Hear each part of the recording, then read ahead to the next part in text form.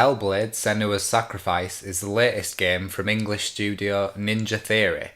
The studio is probably best known for creating the absolutely fantastic DMC Devil May Cry, which dragged the Devil May Cry series out of the disappointment of Devil May Cry 4 and the general awfulness of the series' plot, and told a genuinely intriguing story through beautiful and surreal imagery. DMC was excellent, and it wasn't even their best game, but as much as I love talking about the absolute fact of the excellence of that game, it's now time to talk about Hellblade, which might possibly be even better than DMC Devil May Cry, which is a really great game by the way.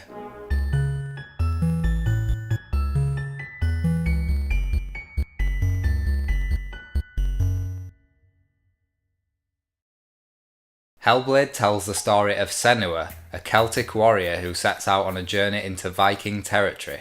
Ninja Theory were inspired by mental illness and our conceptions surrounding that, and in the years spent creating Hellblade, they've worked closely with sufferers of mental illness and experts in the field to try and portray what they feel would be an accurate representation of psychosis through the best audiovisual medium available to do it. It's made apparent right from the start of the game that Senua is suffering. She's plagued with visions, delusions, and more importantly, a crowd of voices in her head. These voices are the first way in which Ninja Theory has set out to innovate. Hellblade features binaural audio which, when heard through headphones, aims to give the listener a simulated 3D audio environment.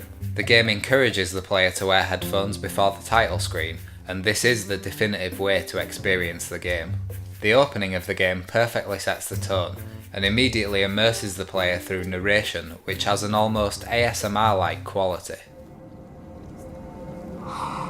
What's happening? It's breathing. It's breathing. It's breathing.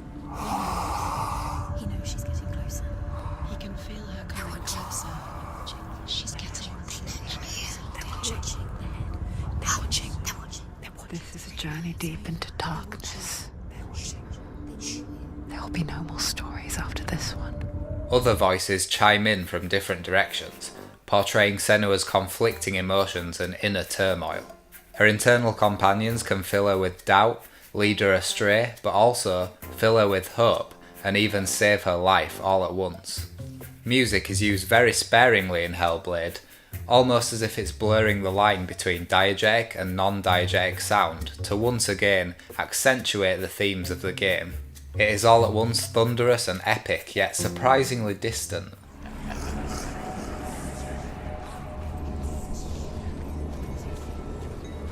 Is she lost? Wouldn't be the first time. Battle March is the standout track and has clear Viking overtones, but again each track seems to organically weave itself in and out of this journey, never taking the player too much out of this intentionally isolating experience.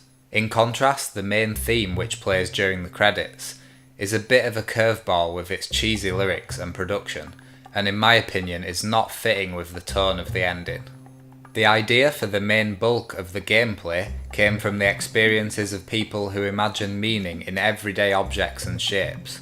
These are perspective puzzles which task the player to find Nordic runes hidden within the environment to open doors.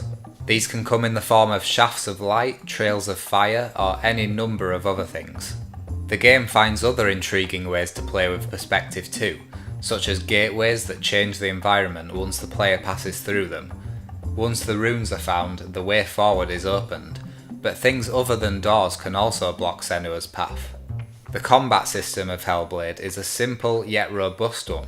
The player can make use of timed blocks, dodges, light and heavy attacks with a sword, and a bash move, all of which can be gracefully chained together with a satisfying amount of freedom. The challenge comes from fighting multiple enemies at once, which become more numerous and powerful as the game goes on. Senua can only focus on one enemy at a time, so the player must be mindful of their surroundings and use all the space at their disposal to outmaneuver the enemy. Enemies have no qualms about attacking from behind or attacking all at once, but the voices in Senua's head will give warning if she senses she's about to be attacked from an unseen enemy.